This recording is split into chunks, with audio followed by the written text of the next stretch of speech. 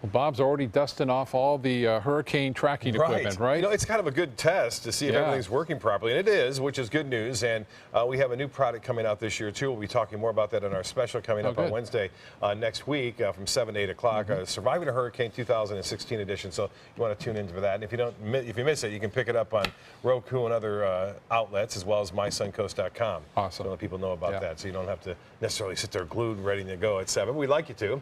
It's going to be very interactive, so it'll be nice. Anna Maria webcam showing a very nice day today, Scott. Sunshine and plenty of it again, and temperatures in the 90s. So we're getting used to the 90s, but what we aren't getting used to is the high humidity. Boy, it's been extremely low, and we're getting used to that, and that's going to be just a slam in our face when that humidity goes back up and dew point temperatures start to read 70 to 75. That's when it becomes very oppressive. Well, it has been nice as of late, so we've enjoyed it. Turtle Beach.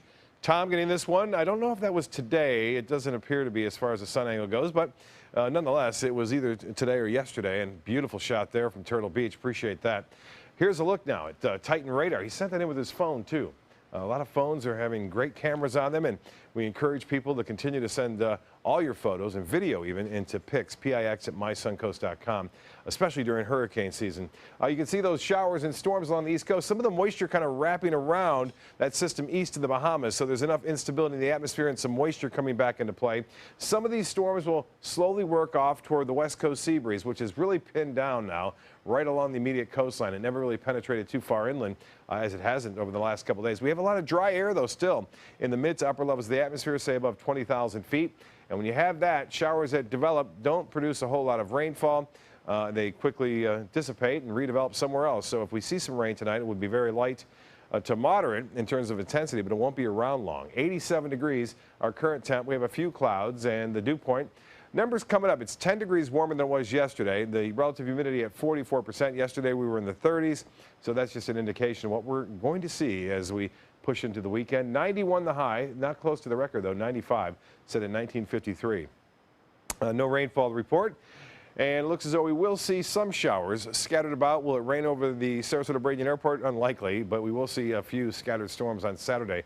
Lots of storms out here in the Atlantic right now, not having an impact on land at present. Boy, the storm's really firing up right near the center. When you see that happening, you got to look out for the possibility of rapid intensification, but all models are suggesting that probably won't happen as a result of some shear, and that dry air to the west of us may eventually entrain into the system and should keep it as a minimal tropical storm as it makes its way off toward the Carolina coast. Top winds are at 35, and there's the forecast path and track. At least for the next 2 to 3 days, a tropical storm warning in effect for the coast of Carolina.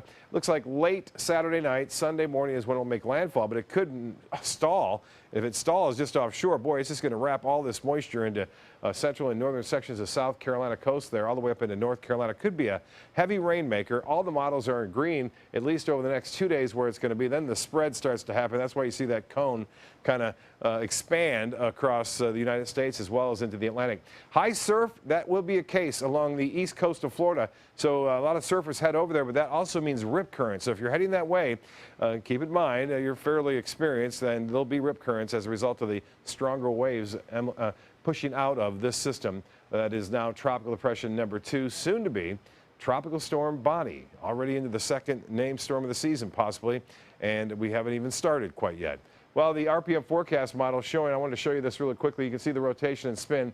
This is just offshore Saturday at 6 p.m. Heavy rain still moving into North Carolina. And then by 2 a.m. Sunday morning, just hanging there by Charleston, eventually moving inland. That's just 60, 70 miles. If it doesn't make that move and stays out here, boy, they could see a tremendous amount of rainfall into, as I said, North Carolina and South Carolina. We'll see a few showers this evening, and then tomorrow there's a chance for some late day storms.